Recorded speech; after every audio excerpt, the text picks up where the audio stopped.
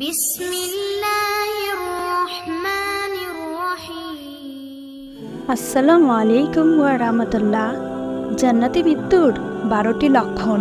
উত্তম মৃত্যু হলো মৃত্যুর পূর্বে মানুষের এমন কর্ম সম্পাদন করা যা তার প্রতিপালককে ক্রোধ হতে তাকে বাঁচাতে সাহায্য করে এবং সেই মৃত্যুর পূর্বে তওবা নাসুহা সম্পন্ন করা। সেই সাথে সৎকর্মসমূহ সম্পাদন করতে করতেই সে একসময় মৃত্যুবরণ করে এবং পাপ মুক্ত হয়ে পরপারে পাড়ি জমায়। এই ভিডিওতে আমরা জান্নাতি মৃত্যুর 12টি লক্ষণ জানব। তা হলো নম্বর 1, কষ্টকর মৃত্যু, উত্তম মৃত্যু।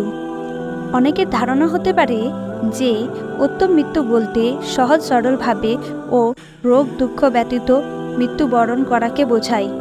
এটা সব ক্ষেত্রে নাও হতে পারে, কারণ রাসূল সাল্লাল্লাহু আলাইহি ওয়াসাল্লাম বলেছেন, আল্লাহ যার কল্যাণ চান তাকে বিপদে ফেলেন। বুখারী শরীফ হাদিস নাম্বার 5645।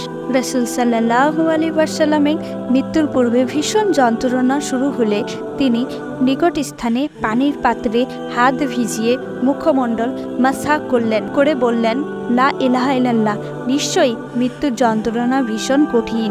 বুখারী শরীফ হাদিস নাম্বার 4449। নম্বর 2, মৃত্যুর সময় কপালে মৃদু ঘর্মান্তক হওয়া। মুমিনের উত্তম মৃত্যুর আরেকটি নিদর্শন হলো মৃত্যুর সময় যন্ত্রণা প্রচণ্ডটাই মুমিনের কপাল মৃদুভাবে ঘর্মান্তক হয়ে পড়ে। রাসূল সাল্লাল্লাহু আলাইহি ওয়াসাল্লাম বলেন, মুমিন মৃত্যুবরণ করে কপালে মৃদু ঘাম নিয়ে।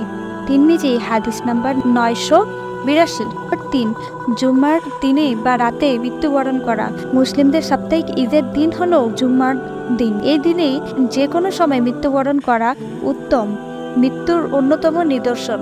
রাসূল সাল্লাল্লাহু আলাইহি ওয়াসাল্লাম বলেন, কোনো মুসলমান যদি জুম্মার দিনে অথবা রাতে মারা যায় তাহলে আল্লাহ তাআলা তাকে কবরের ফিতনা হতে রক্ষা করেন। তিরমিজি হাদিস নাম্বার 1074। নম্বর 4, শহীদি মৃত্যু। যারা আল্লাহর রাস্তায় শহীদ হয় তাদেরকে মৃত্যু ভেবো না, বরং তারা জীবিত। তারা তাদের প্রতিপালকের নিকট হতে রিজিক প্রাপ্ত হয়। আল্লাহ তাদেরকে স্বীয় অনুগ্রহ হতে যা দিয়েছেন তাতেই তারা আনন্দিত। রাসূল সাল্লাল্লাহু আলাইহি ওয়াসাল্লাম বলেন, তোমাদের মধ্যে কাকে তোমরা শহীদ বলে গণ্য করো? সাহাবীগণ বললেন, যে ব্যক্তি আল্লাহর পথে নিহত হবে সে তো শহীদ। তিনি বললেন, তাহলে তো আমার উম্মতের মধ্যে শহীদের সংখ্যা খুব নগ্ন হবে।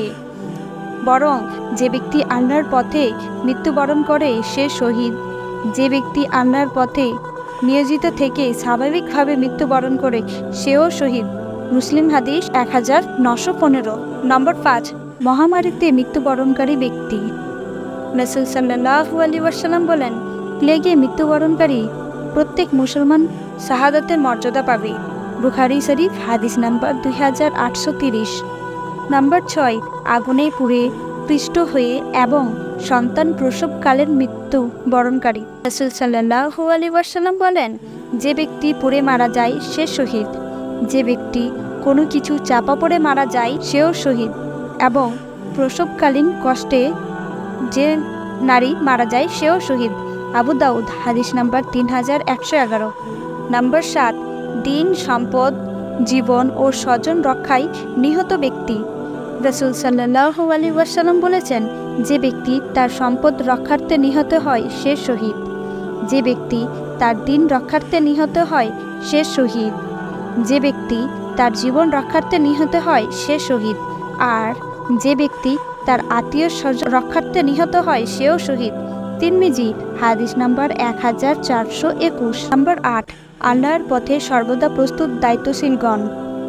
রাসূল সাল্লাল্লাহু আলাইহি ওয়াসাল্লাম বলেছেন, আল্লাহর রাস্তায় একদিন ও এক রাতের সীমান্ত পাহারা দেওয়া 1 মাস সিয়াম পালন এবং ইবাদতের রাত্রি জাগার চেয়েও উত্তম। আর যদি এ অবস্থায় সে মৃত্যুবরণ করে তবে তার আমলের সওয়াব প্রমাণ থাকবে এবং তার জন্যে শহীদের রিজিক জারি করা হবে। আর সে ব্যক্তি পরকালীন যাবতীয় বালা মুসিবত হতে নিরাপদ থাকবে। মুসলিম হাদিস নাম্বার 1913। নম্বর 9, সৎকর্মের পর সুদৃঢ় থেকে মৃত্যুবরণকারী। রাসূল সাল্লাল্লাহু আলাইহি ওয়াসাল্লাম বলেন, যে ব্যক্তি আল্লাহর চেহারা কামনায় লা ইলাহা ইল্লাল্লাহ বলবে এবং এই আমল তার সর্বশেষ আমল হবে, সে জান্নাতে প্রবেশ করবে। যে ব্যক্তি আল্লাহর সাক্ষাৎ কামনায় সালাত, সিয়াম এবং দান জাকাত করবে এবং এই আমলগুলি তার সর্বশেষ কর্ম হবে, সেও জান্নাতে প্রবেশ করবেন। নম্বর 10, মৃত্যুকালীন প্রচণ্ড যন্ত্রণায় কাতর হওয়া। রাসূল সাল্লাল্লাহু আলাইহি ওয়াসাল্লামের মৃত্যুর সময় প্রচণ্ড যন্ত্রণা অনুভূত হলে ফাতেমা রাদিয়াল্লাহু তাআলা আনহা বলেন, হে আব্বা, কি ভীষণ যন্ত্রণা। তখন তিনি বলেন, আজকের দিনের মৃত্যুর পর তোমার আব্বার আর কোনোই যন্ত্রণা থাকবে না। সহিহ বুখারী হাদিস নাম্বার 4462। নম্বর 11, হজের সফরে মৃত্যুবরণ করা।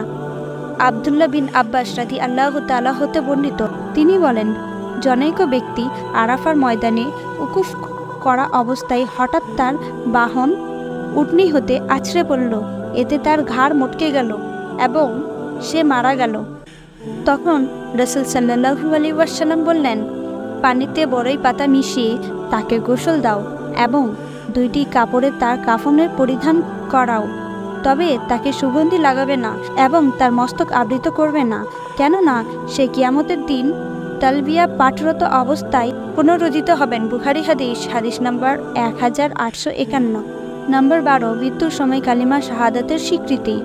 মুমূর্ষ ব্যক্তিকে কালিমা স্মরণ করানো উচিত, তবে তা পড়ানোর জন্য জোর করা যাবে না। রাসূল সাল্লাল্লাহু আলাইহি ওয়াসাল্লাম বলেন, যার শেষ বাক্য হবে লা ইলাহা ইল্লাল্লাহ, সে জান্নাতে প্রবেশ করবে। আবু দাউদ হাদিস নাম্বার 3116। মুমূর্ষ ব্যক্তির আশেপাশের লোকেরা বারবার লা ইলাহা ইল্লাল্লাহ বলতে থাকবে, তবে মুমূর্ষ ব্যক্তিকে কালিমা উচ্চারণের জন্য চাপ প্রয়োগ করা কিংবা বারবার তাকে পীড়াপিড়ি করা অনুচিত, কেননা সে মুখ থেকে অযাচিত উচ্চারণ হয়ে যেতে পারে। উত্তম মৃত্যুর জন্য করণীয়: আল্লাহর সম্পর্কে সুধারণা পোষণ করা, প্রকৃত আল্লাহ ভিত্তি অর্জন করা, সর্বদা আমলে সালিহা সম্প্রদান করা, অধিকারে দোয়া করা, সত্যবাদীদের অন্তর্ভুক্ত হওয়া, মৃত্যুকে অধিকারে স্মরণ করা এবং দুনিয়াবি উচ্চাকাঙ্ক্ষা পরিহার করা, অধিকারে তওবা করা। মহান আল্লাহ তাআলা আমাদের সবাইকে জান্নাতি মৃত্যু দান করুন। আমিন।